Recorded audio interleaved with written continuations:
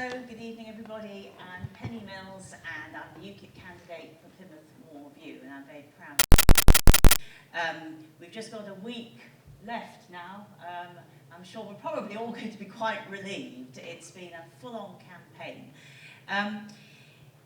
UKIP is a libertarian party and we believe in equality for all. I have read the report and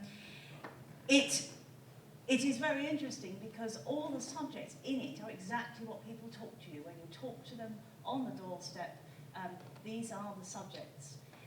They're also the subjects, if you are living in Plymouth, I hope you will have had one of my leaflets, because they're all the subjects that we talk about in our literature. It's health, it's treating people fairly, it's housing priority, it's transport, it's the welfare, care, all these things which are so important, and I'm sure we'll discuss them tonight.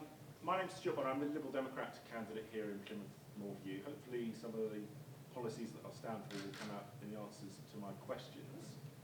But what I wanted to say in this minute, what brought this report live to me was reading about it when I read the reports about it, about the gaps in achievement and life expectancy between, say, Ham Ward and some of the more affluent parts of the city.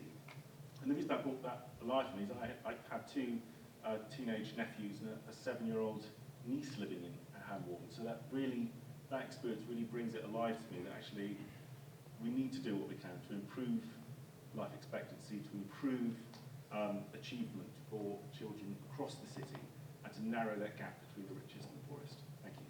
I'm Alison Seabeck. I've been the Labour MP here for the last 10 years and been very proud to represent this city at Westminster and locally. Labour, I think, like every party, actually believes that we want Britain to do better. However, what we don't believe in is putting a further 3-year programme of extreme cuts on the population. And we've seen what that's done, and it's all highlighted very much in this excellent report. We want a balanced approach. We want to ensure that people's health outcomes and opportunities are fair and everybody sees some improvement. We want to build more homes that people can afford to live in, whether they're renting or buying. We want to see the rocketing number of people currently claiming in-work benefits. We want to see that figure go down. We want to see those people's incomes go up. And we don't want to privatise the NHS. Ed Miliband will stand up to vested interests. And I'm very proud to be standing alongside Ed. I'm very proud to be standing for Labour, because I think the inequalities vocalised in this report need to be addressed. My name is Ben Osborne. I'm the Green Party candidate for Plymouth Moorview.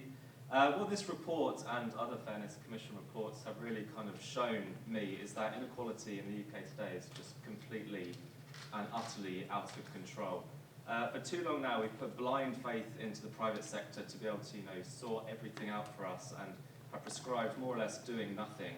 We've been focused on growth, growth, growth, and been using growth as a way of detecting how well we're doing as a society. And the statistics in this report show that that's an absolute fallacy. It's an utter social failure. We're failing to address these problems. What we really, really, really need right now in the UK, and indeed across the world, is a massive redistribution of wealth, and that's what we in the Green Party are calling for, and that's what I'm standing for as well. And we also need to oppose these cuts that austerity have brought as well. They're so irresponsible. That's what I'm standing for, and that's what you get. You vote Green. Thank you. Good evening, ladies and gentlemen. My name is Louise Parker, and I'm standing as a candidate for the Trade Unionist and Socialist Coalition in the Moorview constituency. I'm standing really because I'm fed up with the consensus from the 3 main parties that we have to endure endless austerity. I'm fed up with the mantra that there's no money for the things that we as a society need. There is no money for ordinary people in a capitalist economic system, because that's siphoned off to bankers and big business and shareholders. Fairness, it would seem, is a relative term in today's political climate. All the main parties talk about fairness, but in my book that has to be about money, and it has to be about resources and how they're shared out and allocated. The Fairness Commission is certainly asking relevant questions regarding people's lives, and now we need politicians to formulate and enact policies that will make real differences to people's lives.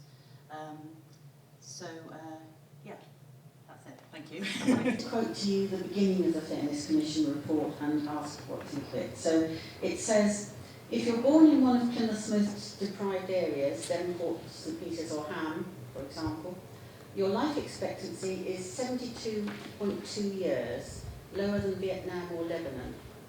If you're born in one of Plymouth's least deprived areas, Widewell, Peveril, Compton, for example, your life expectancy is nearly 85, higher than Japan or Switzerland. How would you, as our MP, contribute to ending this inequality in Plymouth? Yes, thank you.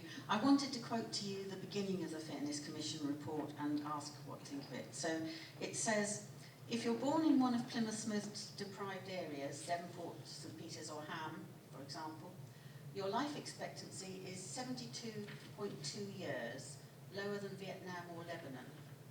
If you're born in one of Plymouth's least deprived areas, Widewell, Peveril, Compton, for example, your life expectancy is nearly 85, higher than Japan or Switzerland. How would you, as our MP, contribute to ending this inequality in Plymouth? Okay, thank you very much for that question.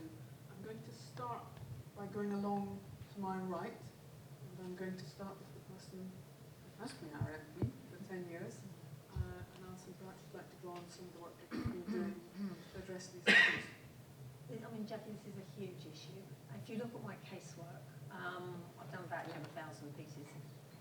I've worked with 11,000 families. I have seen an exponential growth in the amount of casework coming across my desk. It's massively increased. But if you look at where that casework is coming from, it's coming from those areas which have the greatest level of inequality, and health inequality particularly. Most of the people who come and who used to come and see me had a layer of problems, 2, 3 separate issues, but health is always sitting in there. Mental health, physical health. One of the real issues that we've had in the city has been that we've actually not joined the two together in any way, and that hasn't helped. I think in terms of the gap in life expectancy, I mean, it's a really stubborn problem that's been around for a long time and is certainly not unique to Plymouth or even to Britain. But I think there are a number of things we can do to try and improve the health of everyone, and that starts the earlier the better, basically. Maternity care rights, actually that can really pay dividends in terms of health. If you have enough midwives, for example, to help women who want to breastfeed. There are so much science behind the health benefits of breastfeeding, for example. The rates are lower amongst poorer people. You need to level those up. It's the most vulnerable in society, the elderly, the disabled, that are really suffering at the moment. I've met all sorts of people who are really, really struggling. They have to choose whether to eat or heat with fuel bills. So this is a huge issue, and I want to make sure that wherever you live in this country, you get the same good standard of care. It shouldn't be a postcode lottery. UKIP would put in more money than any of the other parties have pledged to do, but it would go into where we need it, into the doctors and nurses, and we'd integrate health, mental and social care. Sorry, I'm talking about giving the money back that they've taken away from the disabled people already. I'm not talking about extra money. I'm talking about money that's been pinched from disabled people, and it's called the fairer charging tax. And that money's been pinched from disabled people already, and that charge is discretionary. So it's not a question of extra money. It's a question of why are you taking money? And this is the 3 main parties from disabled people already. So Okay. please give it back. Thanks very much. I'm going to continue around the table, and then I'm going to come back with a few additional comments from the panel members in response. Yeah, so it's a big problem, and unfortunately there's no silver bullet. A few things that we can do have already been mentioned. You know, we need to have a real focus on housing. I think one of the suggestions actually in the report is that we need to we need to create an actual standard for housing. Also, you know, the austerity cuts, that's a big one. Austerity, you know, as Penny was saying, they have hit the most vulnerable, including the disabled, the most. We want to roll back austerity. We don't think that it's fair at all. What was mentioned with the free school meals, this is another thing that's recommended, and it's not something we've known about for a long time. It's a good thing. Developing a healthy lifestyle from a young age is a good thing. Question for Ben. You said that you want to spend 900 million on people eating healthier and another £9 million on insulating homes. How are you going to pay for it? So what was that? I think the school meals is around about 9. I can't actually remember how much it is. How are you going to pay for either of them? Okay, so the home insulation one, that is specifically coming from a carbon tax. We want to levy a tax basically on goods so that the price of them reflects the carbon footprints of them. So for instance, if you take something like flying abroad, that will become quite a bit more expensive to reflect its negative impact. So you're taxing holidays and business travel now? Yeah, essentially. But I mean, I think it's going to be unpopular. People aren't going to like it. They want to go on holiday, but ultimately, it is having a really bad effect on our planet, and we only have one planet. We're using far too many resources at the moment. Unfortunately, no one's built a solar-powered plane yet. In addition to all the other the factors mentioned by the rest of the panel with regards to the early years, the importance of early years, the importance of adequate housing, I think a big the elephant in the room really is how we fund our NHS. And I think there's just no question, it's a no-brainer. We have to get rid of private finance initiatives. We have to get rid of this massive black hole that's just eaten all the money. I mean, I trained to be a nurse in 1979. In fact, that's when I also was eligible to vote for the first time. And I trained as a nurse, and I carried on through my career as a nurse and a midwife for 11 years. And under Thatcher, of course, there was the introduction of various initiatives. We had to pay for dental, for spectacles, and we had to and dental services and so on. But it was nothing compared to the appalling introduction of PFI. And I think we have to get rid of the wastefulness of PFI. Because basically we can't afford to pay for universal health care if all the money, if all the funds are going to prop up banks and equity invest country. We can really afford a decent health service, but we have to manage it. And I've come in specifically into politics to make sure we get a fairer deal for Plymouth. Now, when it comes to the NHS, there is clearly an agenda to use the NHS as a bit of a football at this election. We face huge challenges in the NHS. We do have, as has been touched upon, an ageing population. We do have the ability to treat people for longer. Now, you either come at this from two different angles. You either say that there was no financial crash, we had no problems with money, and it's all ideological and we should all just crack on, as it were. But the reality is that we did run out of money and there was nothing left. And we have to run a society that looks after our most vulnerable people. To privatising the NHS, okay, this whole myth that UKIP or the Conservatives or whoever is going to privatise the NHS, again, is, the privatisation of the NHS, it was at 4.7% in 2010, it's now 5.9%. Okay, so there's hardly this rash of privatisation across the NHS. There's a whole chapter in the Fairness Commission report about discrimination, and some people say that it's the best chapter. However, while the Fairness Commission says we need to tackle discrimination in all its forms, some people are saying that the report is not that useful, that it doesn't give us anything very constructive to work on.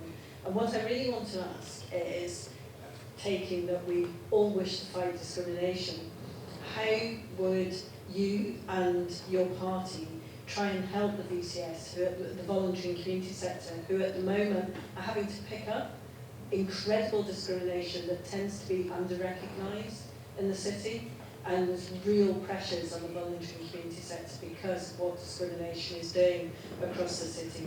So I want to ask that if the report does or does not fully recognise the scale of the problems created by discrimination in Plymouth, could you give us some ideas as to how you and your party would work with the voluntary and community sector to both provide the necessary services to cope with the immediate problems and also to counter discrimination more generally? Well, yes. I think that we need to have community-led organisations, and we need to certainly roll back the cuts to all the organisations that work to form a cohesive society, such as tenants, associations, youth clubs, music zones for people? I think really the only way to fully tackle discrimination is we're going to have to wait a long time. I think it's not going to happen overnight, unfortunately. And we really need to start in schools. Something that the Green Party and Caroline Lucas in particular have led the way on is introducing a PHSE bill into schools whereby that's a mandatory lesson and all teachers are fully trained in that. Education does sit at the heart of this, and what I found most awful and actually embarrasses me, I walked down the Hoe the other day behind two students, and one was saying to the other, "Oh, how are you finding Plymouth?" One was German and one was from Holland. And he said, "Oh, I've been told by the university not to go outside of the city bounds because people will be nasty to me." Now, I thought that was just an awful, awful advertisement for the city, that people coming to the city were being told that. And that's something, you know, we have to keep pushing on. We have to tackle discrimination wherever we see it and wherever we find it and whoever says things. Okay, thank you very much, and of course by the university. That could No, this was the Hoe. possibly be us. No, Just just not being unbiased here. Lib Dem policy and what you might be able to do by us. I think on this issue, I think you know, people mentioned work in schools, and I think that's very true. I mean, Alison and I were at a primary school in St Peter last week, and they were teaching the children about voting and democracy. And part of that, they were teaching them about free speech. Now, I watched this wonderful lesson. It lasted about 25 minutes, and they were just teaching the children in a very clever way, accessible. Children, they were about 7 years old, something like that. 7 to 9. About free speech and respecting the views of others, and they did it in a really wonderful way. And I think teaching children those sorts of values in primary school is really effective and a good thing to do. I would seek to celebrate the diversity of this country and of this city, and that's the contribution I would want to make. Okay, I'm going to let Penny come in, given that we're talking a little about immigration, and that might be something that you want to contribute to this part in the proceedings. And then I'm going to come back to Louise because I think she wants to come in. So Penny first. Yes. Well, nobody, I think to discriminate against anybody for any reason is totally unacceptable. None of us choose where, when we were born, who to, what age we are, when, how, what, etc., etc. It's very interesting. I put myself forward as a UKIP candidate, and I've been called everything under the sun. I've been called racist, fascist, communist, homophobic. Somebody shouted at me in the street they hoped I died of cancer, which I found disgusting. My boards have been vandalised. I've had abusive phone calls and emails, and I'm at a loss because they've never met me before.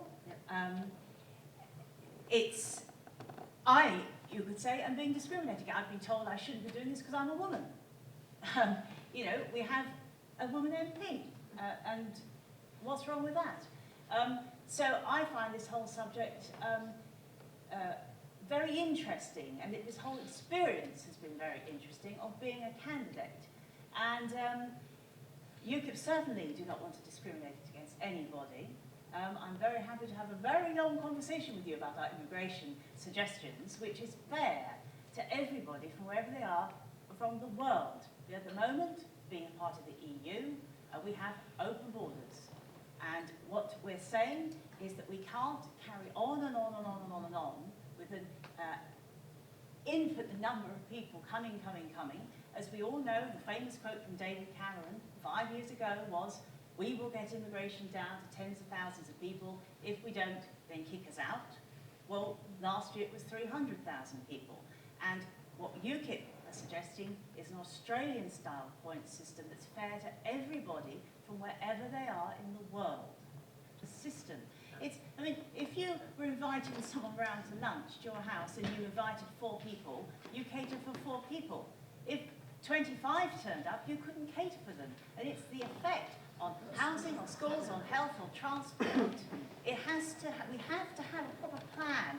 And what has worried people is it's been unplanned.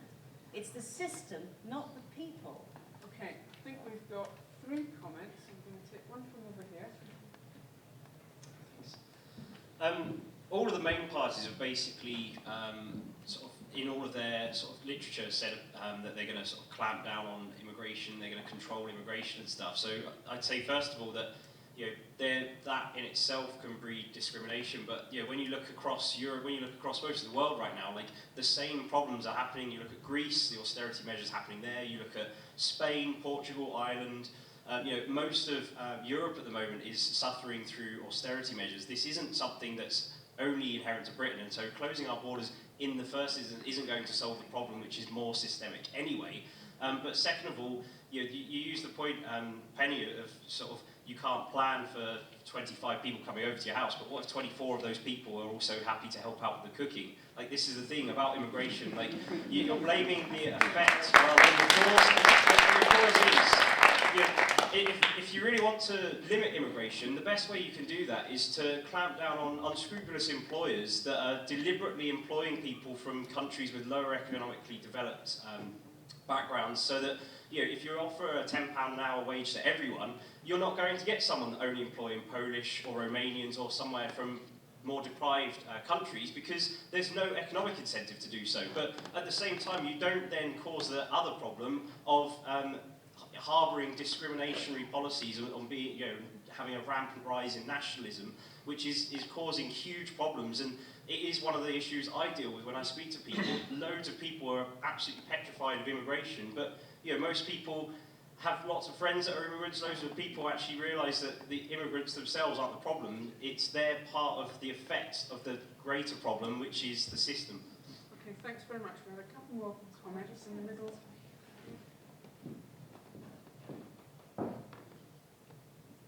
Thank you. I think Alison and Johnny are right. I think a lot of people living in Plymouth here are very unhappy. Certainly the taxi drivers I speak to all say Plymouth is a very unfriendly city, and you have to feel ashamed and sorry that they feel that way.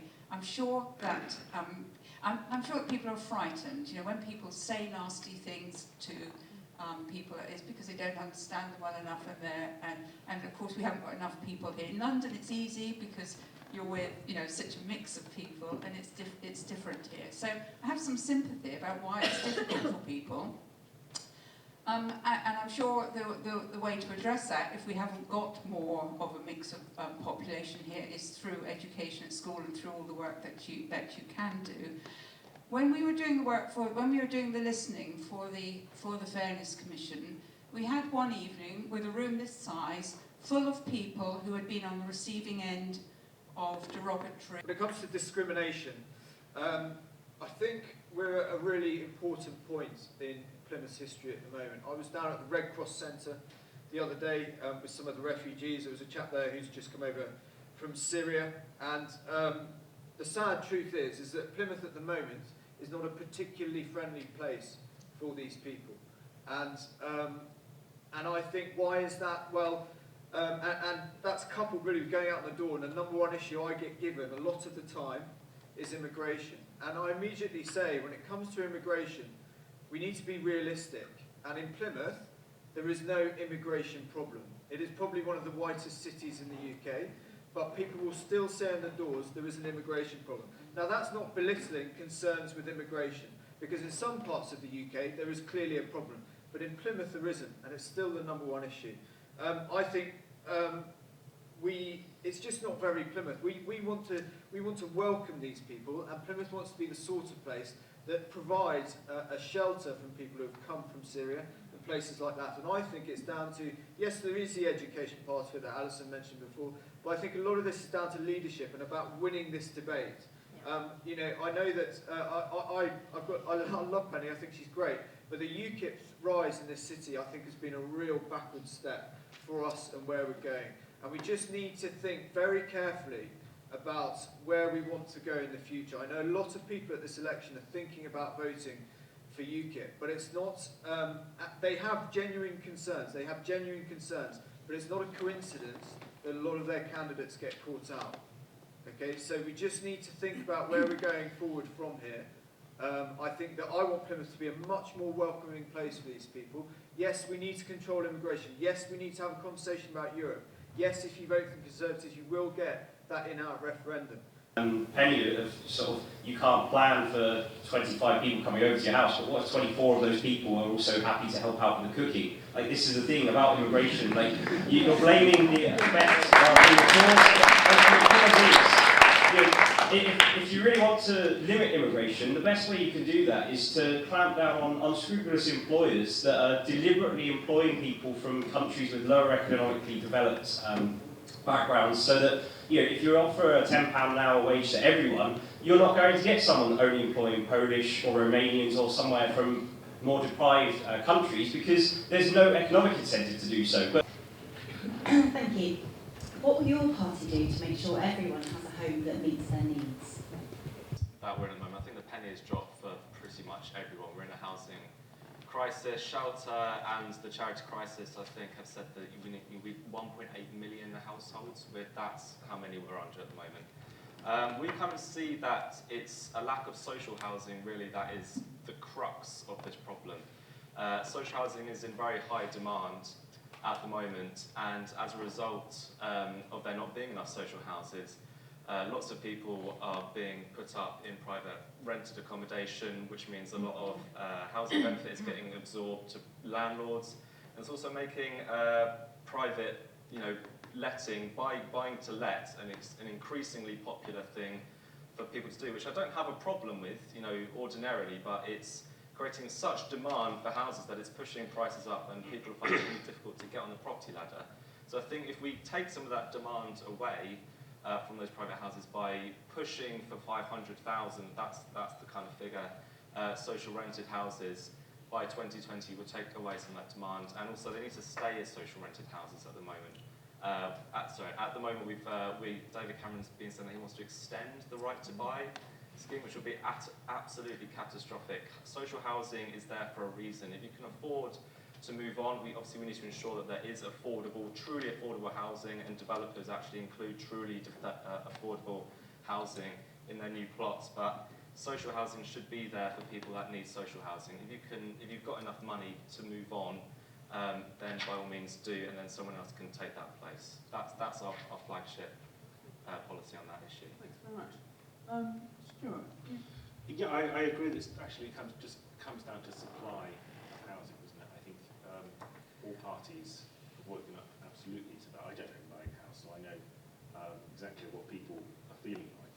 And I think we just need to build more houses totally, but there needs to be a big chunk of those need to be affordable, and a big chunk need to be social housing available to rent to people on low incomes. And we lived on Lib Dem policy on right to buy. I mean, obviously, that's in the coalition, and it's a Conservative policy. What would Lib Dem position be? Well, on that? we oppose the extension of right to buy to housing association housing, because all it's doing is gobbling up what little supply there is. The right approach isn't to sell what little remains, it's to keep hold of that as far as possible and to build more.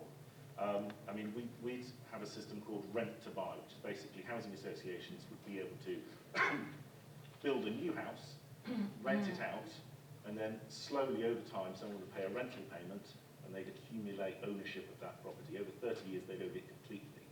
And that gets around the problem we have at the moment, is people can afford the mortgage payments, but they can't afford the deposit. And that policy would basically get round that problem. That's a problem I face. I can't afford a deposit on anywhere. So I think those are the sorts of ideas that we're getting to now. I think we're not building enough homes at the moment. The last government didn't build enough homes. We haven't been building enough homes for years now. Finally, everyone's woken up to that. The group of young people has now reached almost 40, i.e. me, who are the people who are blocked out of the housing market. We've now become a big enough, loud enough block in the electorate to be heard in government. I'm really pleased about that, and all parties are coming forward with policies. Listen to them, but the most important thing, I think, is to build up supply rather than to sell off what we've already got. Any comments from the audience on housing? No? Okay, I'll turn to Penny. What do we do about housing with the young people? Well, as the others have said, there is a dire shortage. We need to build a new home every 7 minutes just to cope with the current demand. UKIP are really the country of the countryside because we want to have a brownfield revolution. We would build 1 million homes on brownfield sites. We don't want to take up our green spaces in our countryside. And in Plymouth, this is an issue because I know that the council have been selling or are trying to sell off some green spaces here for more housing, and local people don't want that. They're very protective of their green spaces. We would revolutionise this. There is plenty of brownfield land across the country for an awful lot of houses. There are also an awful lot of empty properties. In Plymouth, there are approximately 700 empty properties. 3,000, it's more than that. So there are an awful lot of things we can do before we build on green spaces and on the countryside. We need to build more. It is, as you say, about supply. Previous governments haven't been building enough. I don't know why they haven't been building enough, but they haven't, and we've got this dire shortage. Okay, I'm going to go to Alison. We've heard about one solution might be to build more houses, but how do these people who might now be in their 40s, unable to buy their own home, if they want to buy their own home, how do they manage to buy one of these new homes that are going to be built? That's a huge question, but the real problem lies with the lack of supply. We managed to get the number of houses being built in 2006, 7, 8, up to about 207,000, which is around the average build we need in order to meet current need. That then dropped off the side of the cliff when the recession hit, and this government has seen it drop even further. So we're actually only building around 100,000 new homes a year.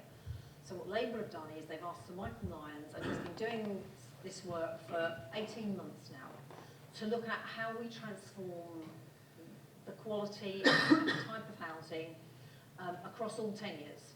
It's not just about houses to buy, it's about houses for rent, private rent, but also importantly affordable social rented houses, truly affordable social rented houses. So you've got the under the Right to Buy scheme previously, okay, the housing association would be forced to sell that at a discounted price, and the housing association would lose that money.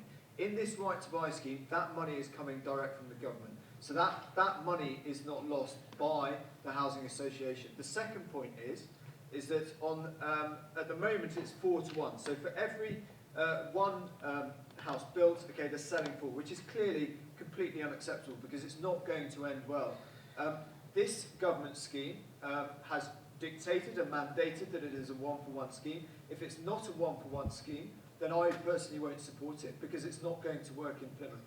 Should you vote for me? I think politics in this country, but also in Plymouth, you see the disengagement with politics. And politics isn't dead, it's the people that do it. And we need to change the people that do it. We need to make it much more representative of who we are and where we want to go. And you've heard tonight, I walked in here within a minute, someone was going on about me being a Tory. Yes, that's my party, but actually I've got great things I want to do for Plymouth. I've got a vision for Plymouth. I want to move us forward. I think we haven't fulfilled our potential. I do think we deserve better from central government. I do believe that we deserve better than we've had over the last 10, 15 years. We're an amazing city. We've got some fantastic places to go, but our transport and our health settlements and things like that are holding us back. The skill migration, our young people don't stay here because there isn't the jobs for them. We've got huge challenges. It's time to move out with the old and bring in some a new generation, a new style of politics who are genuinely going to represent Plymothians, not bring a party line down from London and try and implement it in Plymouth. Actually do what Plymouth needs. I'd like you to vote for me because I think that we all do need to become more engaged with politics. The Trade Unionists and Socialist Coalition would like you to join us. We're going to have some people outside handing out leaflets and there'll be 3 or 4 people you can talk to about our policies. We think that democracy has to be from the ground upwards. We have to all get involved.